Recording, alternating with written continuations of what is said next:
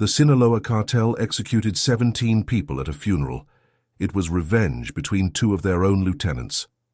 The afternoon sun beat down mercilessly on the streets of Culiacan, Sinaloa, painting everything in harsh, unforgiving light.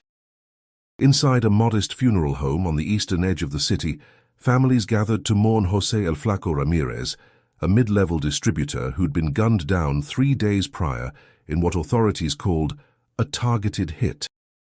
The air conditioning struggled against the October heat, and the smell of white lilies mixed with perspiration as more than 60 people crowded into the small chapel.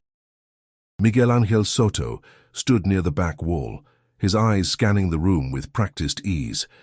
At 42, he'd spent half his life working for the Sinaloa cartel, climbing from street-level dealer to lieutenant, controlling drug routes from Nogales to Phoenix.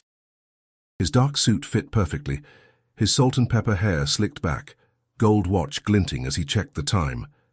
To anyone watching, he appeared to be just another mourner paying respects. But Miguel wasn't there to grieve. If you're watching this, hit that subscribe button and drop a comment letting us know where you're tuning in from. Now, let's continue with what happened that day. 3 blocks away, Daniel El Zurdo Morales sat in the back of a black Suburban. 5 armed men squeezed in around him. His phone buzzed with confirmation. Miguel was inside, along with most of his crew. Daniel's jaw clenched as he stared at the grainy photo on his screen. For 6 months, the tension between him and Miguel had been building like storm clouds over the Sierra Madre. What started as a dispute over territory had escalated into something personal, something bloody. The root of their conflict traced back to a shipment that never arrived. 200 kilograms of cocaine, worth millions on the American streets, vanished somewhere between Guadalajara and Tucson. Miguel blamed Daniel's sloppy logistics. Daniel swore Miguel had skimmed the product, selling it through his own channels in Los Angeles. The cartel's leadership in the mountains had tried to mediate, but their word carried less weight than it once did. The organization was fragmenting, lieutenants growing bold, asserting independence. "It's time," Daniel said, his voice barely above a whisper. The driver started the engine. Inside the funeral home, Miguel felt his phone vibrate. He glanced at the screen, a message from one of his lookouts. "Black Suburbans, 3 of them, coming your way." His blood went cold. He moved quickly toward the front of the chapel, where his cousin Roberto stood with 4 other men, all armed beneath their jackets. "We need to leave now," Miguel hissed. Roberto's eyes widened. "What's happening?" "Daniel's coming." The words barely left Miguel's mouth when the front doors burst open. 6 men in dark clothing rushed in, assault rifles raised. The chapel erupted into chaos.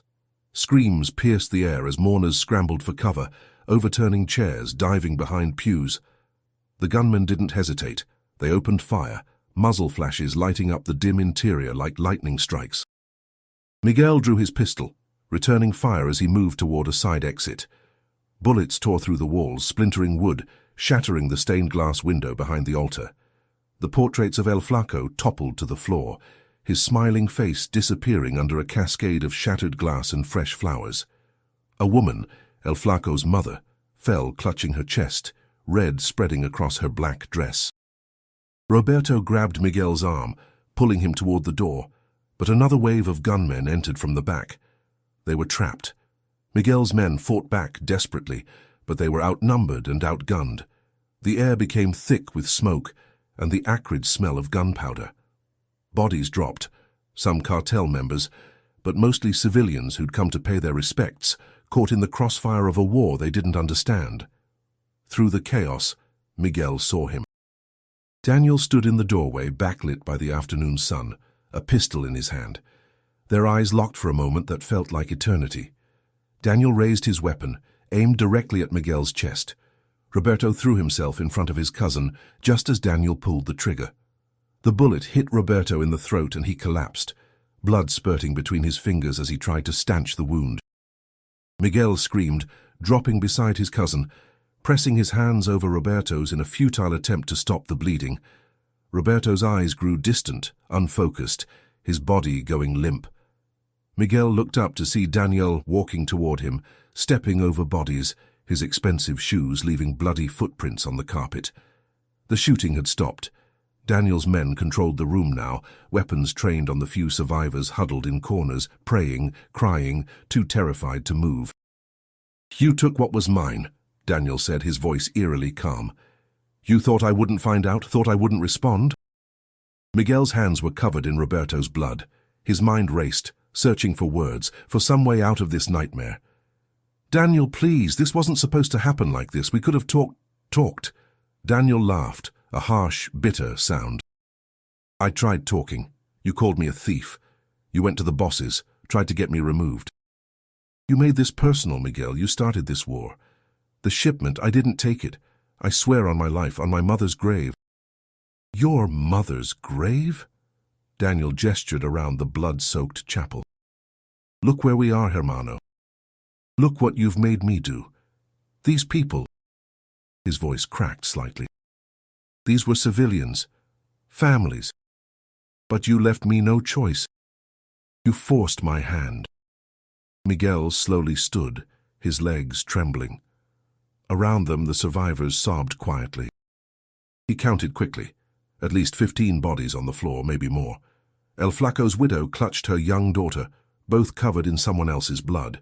An elderly man lay face down near the entrance, his cane broken beneath him. "This doesn't end here," Miguel said quietly. "You know that. Even if you kill me, my people will come for you. The organization won't tolerate this. You've crossed a line, Daniel. You've killed civilians, attacked a funeral. The bosses will have your head." Daniel's expression darkened. "The bosses are weak. They're old men in the mountains, losing their grip. The cartel is changing, Miguel. Men like us, we're the future. We take what we want. We solve our own problems." He raised his pistol again. "And right now my problem is you." A phone rang, cutting through the tension. Daniel's phone.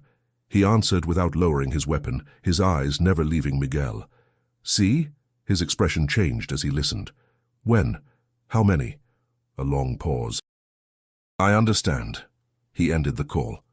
"You're lucky today, Miguel. The state police are coming. Someone called it in." Daniel backed toward the door, his men following. "But this isn't over, you hear me? You're a dead man walking. I'll find you when you least expect it. You'll spend every day looking over your shoulder, wondering when I'll come."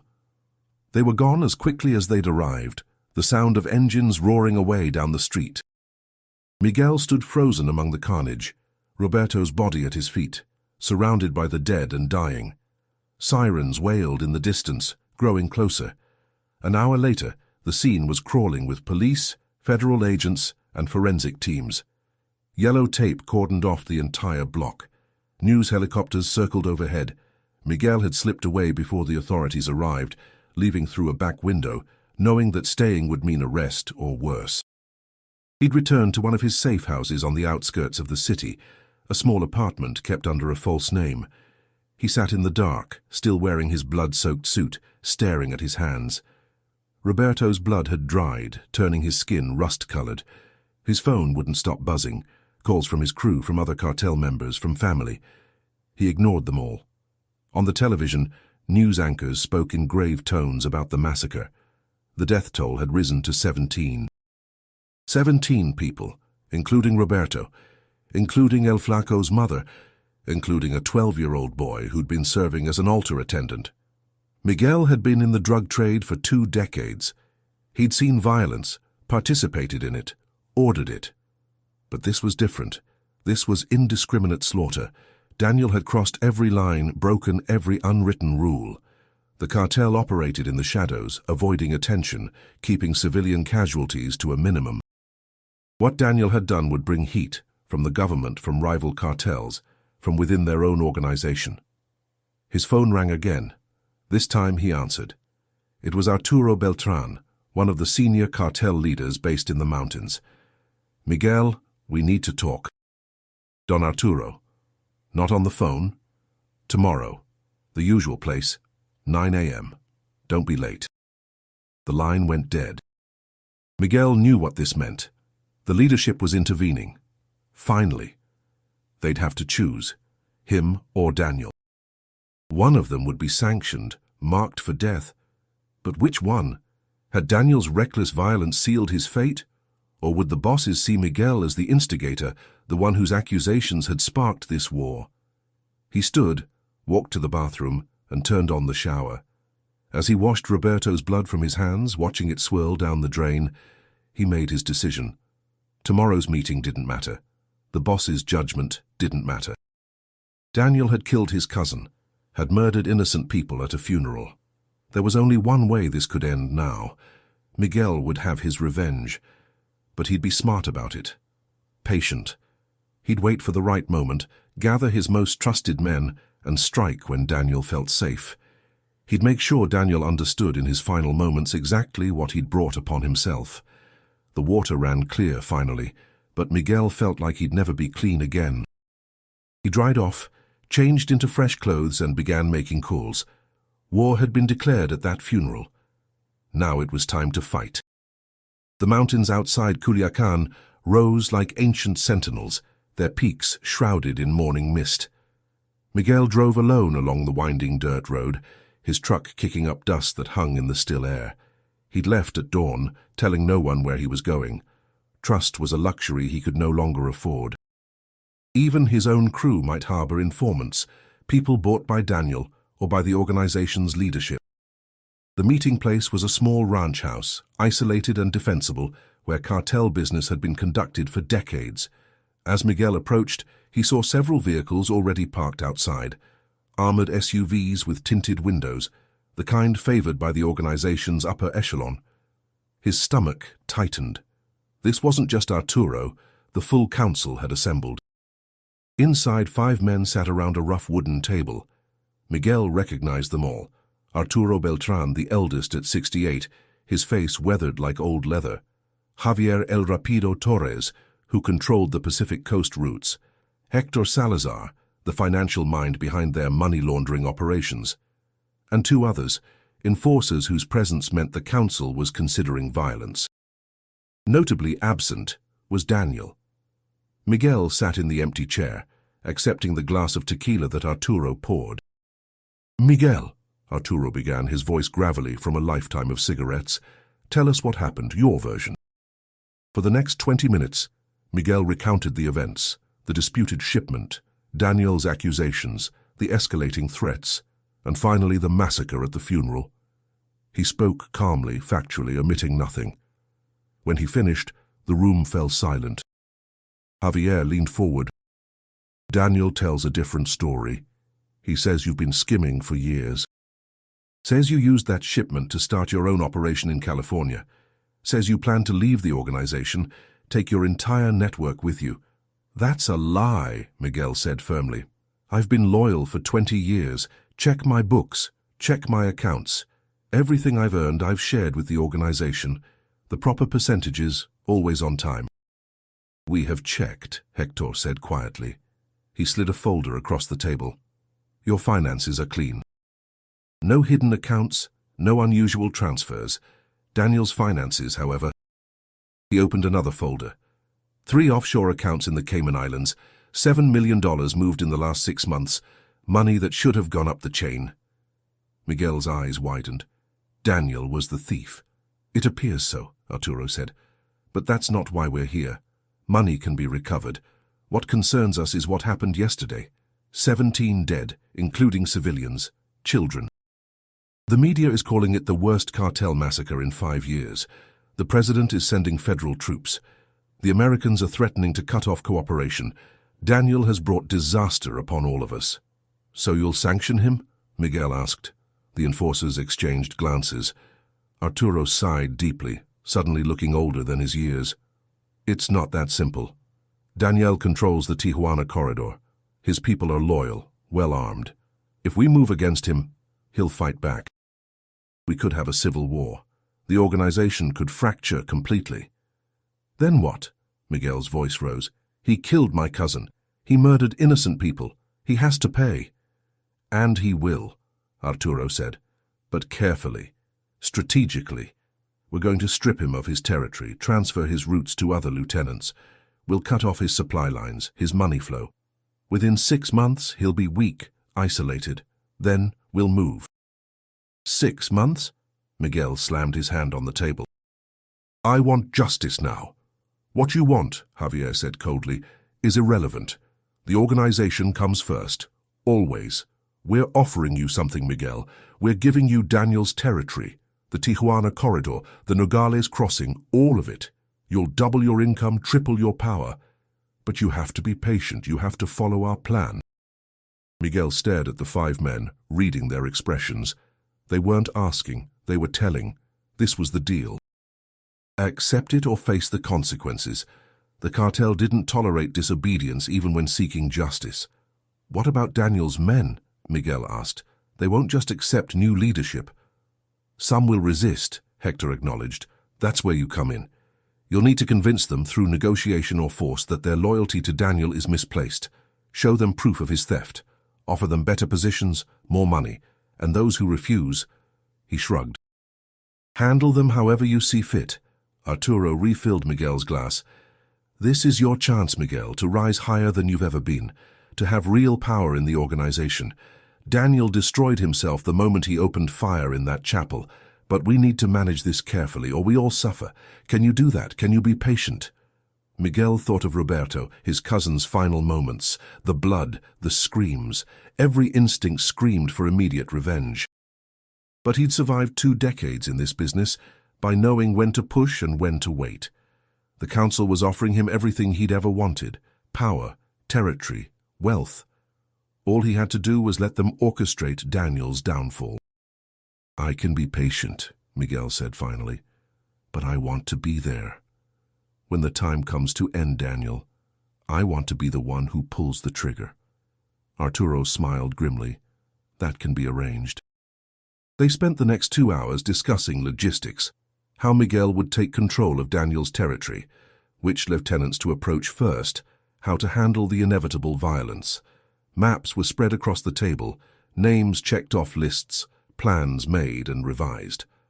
By the time the meeting ended, Miguel understood the scope of what he was inheriting. Daniel's empire was vast, profitable, and deeply embedded in both Mexico and the United States. Taking it over would require finesse, brutality, and unwavering commitment. As Miguel drove back down the mountain, his phone rang. Unknown number. He answered cautiously. Miguel Soto? A woman's voice, young, frightened. Who's this? My name is Elena Ramirez. I was Jose Ramirez's sister, El Flaco's sister. Miguel's grip tightened on the wheel. I'm sorry for your loss. I know what happened. I know Daniel Morales did this. The police, they won't do anything. They're paid off. But I heard, people say you're going after him, that you want revenge too. Elena, I can't discuss. My mother is dead. My nephew, Carlitos, he was 12 years old. He died protecting his little sister, threw himself over her when the shooting started. Her voice broke. I want to help. I have information. About Daniel. Things he's done, people he's hurt.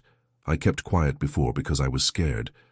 But now I have nothing left to lose. Miguel pulled over to the side of the road. What kind of information? Meet me tomorrow. There's a cafe in the Centro Histórico La Paloma, 2 o'clock. Come alone and I'll tell you everything.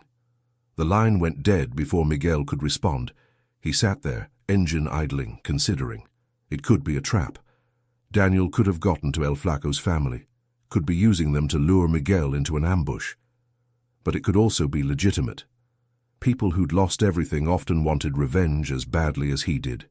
He'd go to the meeting, but not alone, regardless of what Elena said. He'd bring backup, keep them at a distance, watching. If it was a trap, he'd be ready. If it was real, Elena's information might prove valuable in the campaign against Daniel. The next day, Miguel entered La Paloma Cafe precisely at 2 p.m. The place was crowded with afternoon customers, mostly tourists and locals enjoying coffee and pastries. He spotted Elena immediately, mid-20s, black dress, red eyes from crying. She sat alone at a corner table, nervously stirring her coffee. Miguel sat across from her. I'm sorry for your loss, truly. Elena looked up, studying his face. You lost someone too. At the funeral. My cousin, Roberto. I remember him.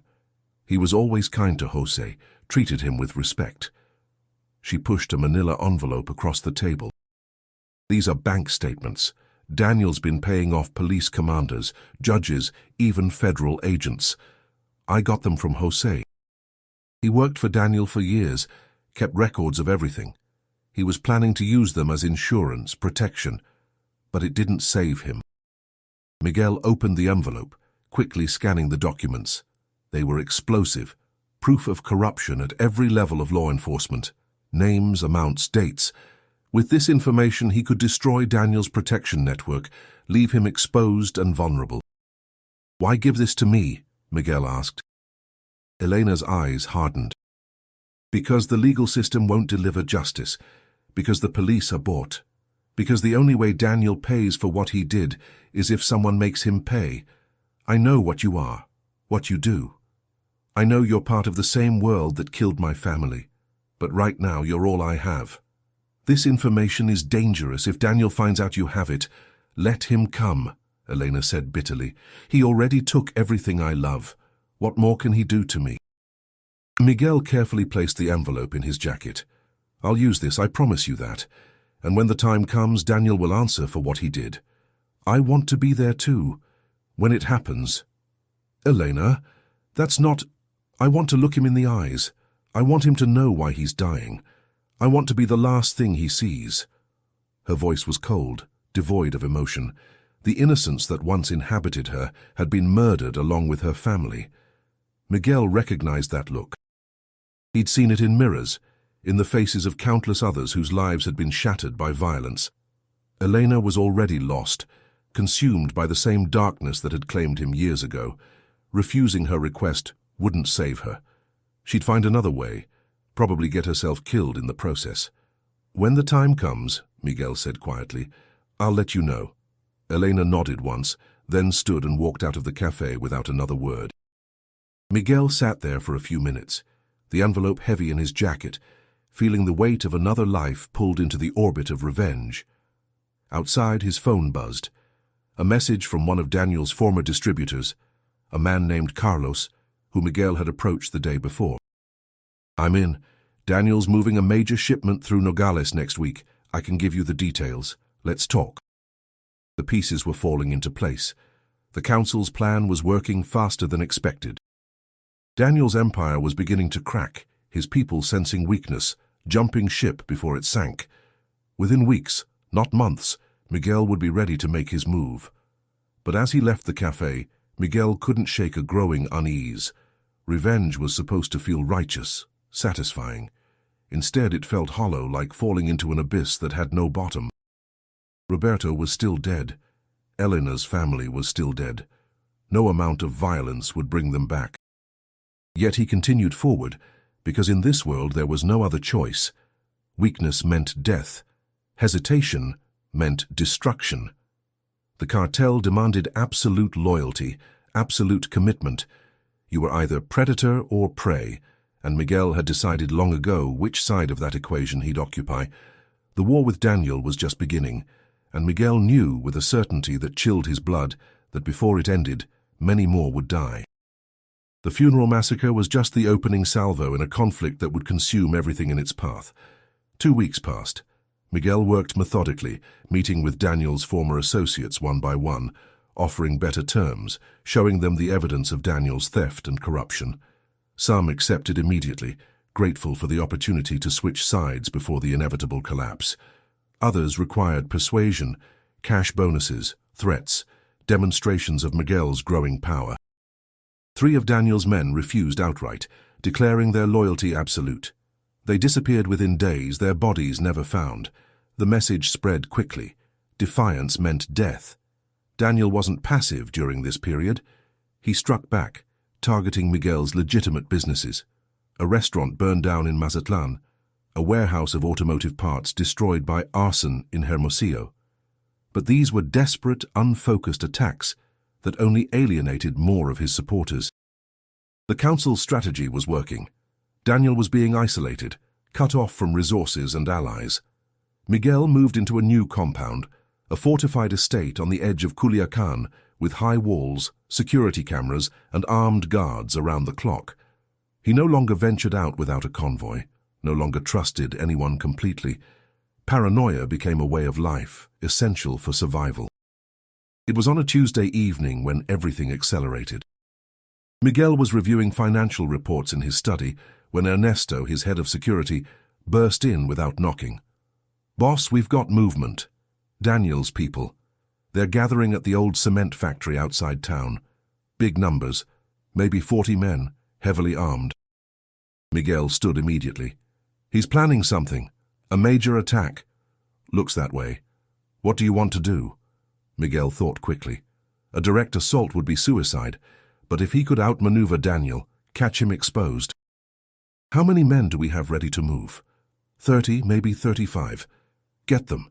We're going to hit him first. Call Carlos.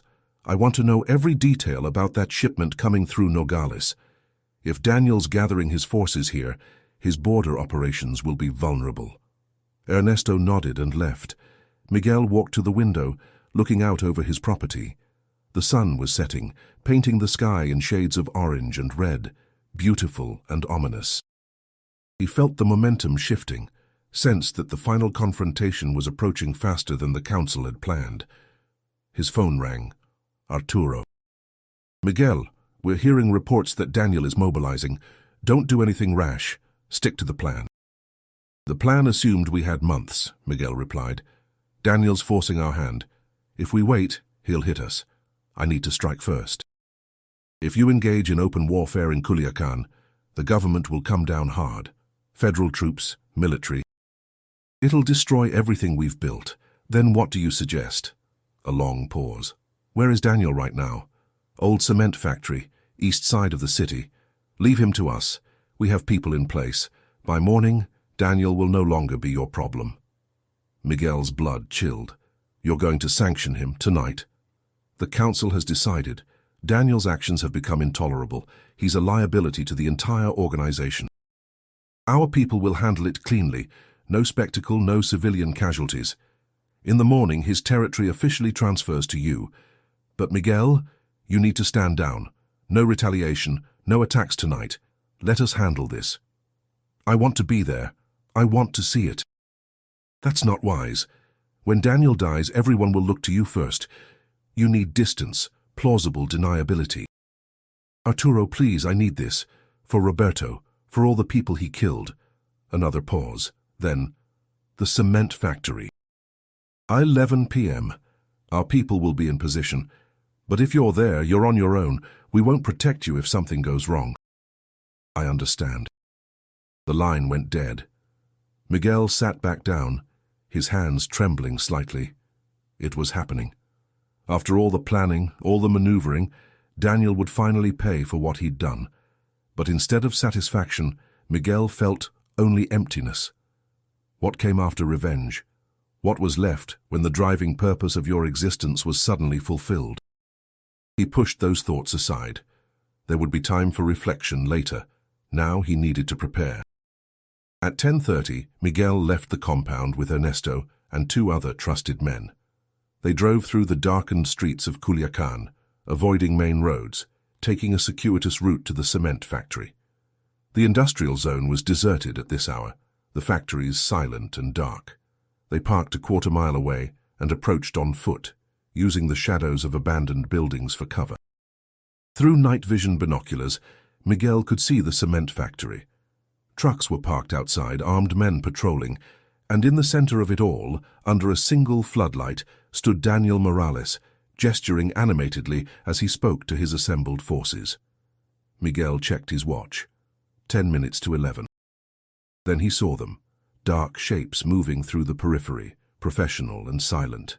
The council's hit team, at least a dozen men positioning themselves around the factory. They carried suppressed weapons, wore body armor, moved with military precision. These weren't typical cartel enforcers. These were specialists. At exactly 11 p.m., the first shots rang out. Not the explosive gunfire of an assault, but precise, targeted elimination. The perimeter guards dropped one by one, silently, before they could raise an alarm. Daniel's men inside the factory realized too late what was happening. The main assault began. The hit team moved in from all sides, their tactics coordinated and devastating. Daniel's forces, despite their numbers, were caught completely off guard. Some tried to fight back, but they were outmatched. The sound of gunfire echoed through the industrial complex. Sharp cracks, screams, shouted orders that went unheeded. Miguel watched through his binoculars, searching for Daniel. There, running toward one of the trucks, accompanied by 3 bodyguards. But the hit team had anticipated this. A sniper's bullet took down one bodyguard. Another fell to a burst of automatic fire. Daniel dove behind the truck, trapped. "We should get closer," Ernesto whispered. "In case—" "No," Miguel said. "We observe. Nothing more." But even as he said it, something unexpected happened. A black SUV came roaring into the factory compound, crashing through a chain-link fence. It skidded to a stop next to Daniel's truck, and someone inside laid down covering fire, heavy, sustained bursts that forced the hit team to take cover. Daniel seized the opportunity, jumping into the SUV. It reversed violently, tires screeching, then accelerated away from the factory, heading toward the perimeter fence on the far side. "They're going to lose him," Ernesto said. Miguel's mind raced. If Daniel escaped, everything would reset. He'd go underground, rebuild, come back stronger and more vicious than before. The war would continue indefinitely. "Get the truck," Miguel ordered. "Follow them." "Boss," Arturo said.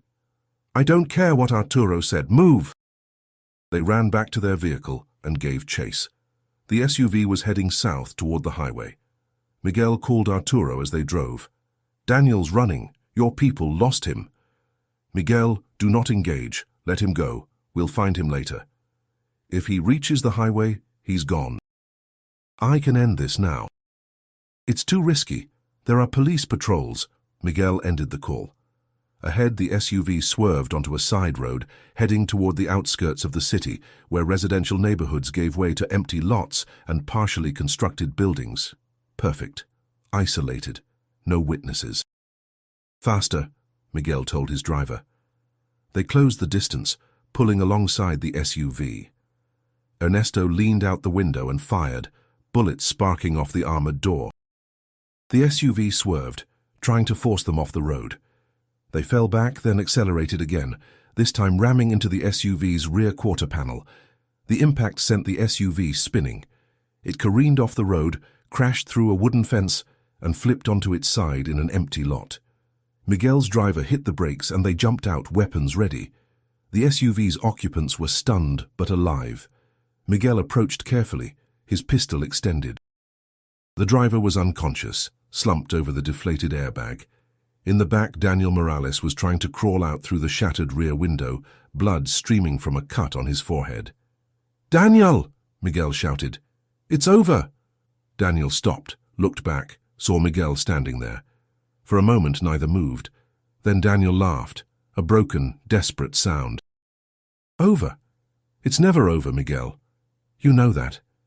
Kill me, and someone else takes my place. Someone worse. The organization doesn't stop. The violence doesn't stop. We're all trapped in this hell together." "You killed innocent people," Miguel said. "Children, families. You could have come after me directly, but you chose to massacre a funeral." "And you think you're better?" Daniel coughed, spitting blood. "How many have you killed, Miguel? How many families destroyed? We're the same, you and me. Monsters pretending we have principles." Miguel heard sirens in the distance. The crash had attracted attention. He had minutes, maybe less. "You're right," Miguel said quietly. "We are the same. But Roberto was family, and you took him from me." He raised his pistol, aiming at Daniel's head. "Wait," Elena's voice. Miguel turned to see her standing at the edge of the lot, appearing from the shadows like a ghost. She'd followed him, had been tracking his movements.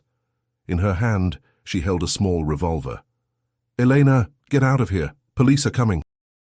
"I told you," she said, walking forward. "I want him to see my face. I want him to know." Daniel's eyes widened as he recognized her. "Jose's sister. I didn't know you were there. The funeral. I wasn't trying to hurt civilians. It was just supposed to be Miguel and his men." "My mother," Elena said, her voice shaking. "My nephew. They weren't soldiers. They weren't in your war. They were innocent." "I'm sorry," Daniel said, and for a moment he sounded sincere. "I'm sorry for all of it, but sorry doesn't change anything. Sorry doesn't bring them back." Elena raised her revolver with both hands, tears streaming down her face. No, it doesn't. The shot was louder than Miguel expected, echoing across the empty lot. Daniel's body jerked once, then went still. Elena stood there, the gun smoking in her hands, staring at what she'd done. "Elena," Miguel started. "Don't," she said. "Don't tell me I shouldn't have. Don't tell me it won't bring them back." I know all of that, but I needed him to see me. I needed him to understand." The sirens were closer now, less than a mile away. Miguel grabbed Elena's arm. "We have to go. Now." She didn't resist as he pulled her toward the truck. They drove away quickly, leaving Daniel's body and the crashed SUV behind. In the rearview mirror, Miguel saw the flashing lights of police vehicles arriving at the scene. They drove in silence for several minutes before Elena spoke. "What happens now?" "Now?" Miguel pulled over on a dark side street. "Now you disappear. I'll get you out of Culiacan, out of Sinaloa. New identity, new life. Somewhere far from all of this. And you? I take over Daniel's territory. I become more powerful than I've ever been. I continue doing what I've always done." He paused. "But Elena, listen to me. What you did tonight, killing Daniel, it won't heal you. The pain doesn't go away. You'll carry it forever." "I know," she said softly. "But at least I'll carry it knowing he paid. That has to count for something." Miguel wasn't sure it did, but he didn't argue.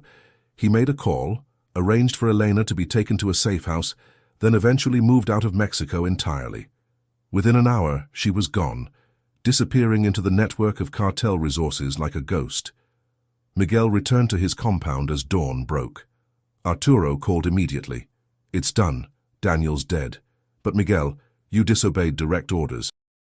"The council is not pleased." "I ended your problem," Miguel replied.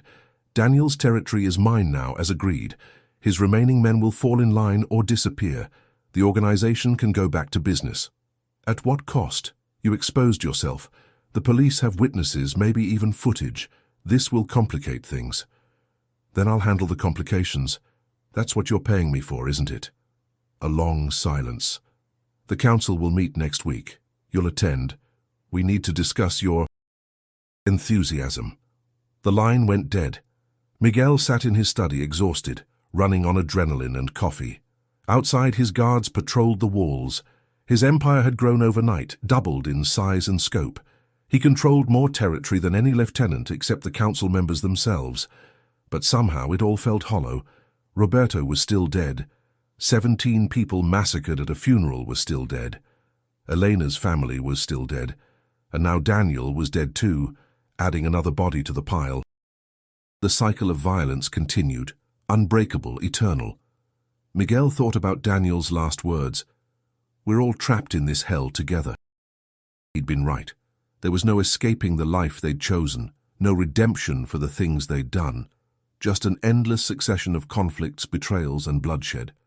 He poured himself a drink, his hands steady despite everything. 20 years in the cartel had taught him to compartmentalize, to push the horror and guilt deep down, where it couldn't interfere with business. He'd perfected the art of being a monster while maintaining the illusion of humanity. His phone buzzed. Messages flooding in from the cartel's network. Congratulations on eliminating Daniel, pledges of loyalty, requests for meetings. The vultures were already circling, wanting to align themselves with the new power player. Miguel responded to a few, ignored the rest. There would be time for politics later. For now, he simply sat in the growing light of morning, the city of Culiacan waking up outside, and wondered how many more funerals he'd attend before this life finally claimed him too. Because that was the only real question in the cartel. Not if you'd die, but when and how violently. The answer, Miguel knew, was always the same. You died violently, betrayed by someone you trusted, cut down in a moment of weakness. The cartel devoured its children, every single one, without exception. He raised his glass to the empty room, to Roberto's memory, to all the dead who'd paved his path to power. "To the only way out," he whispered, then drank deeply, embracing the darkness that had become his life.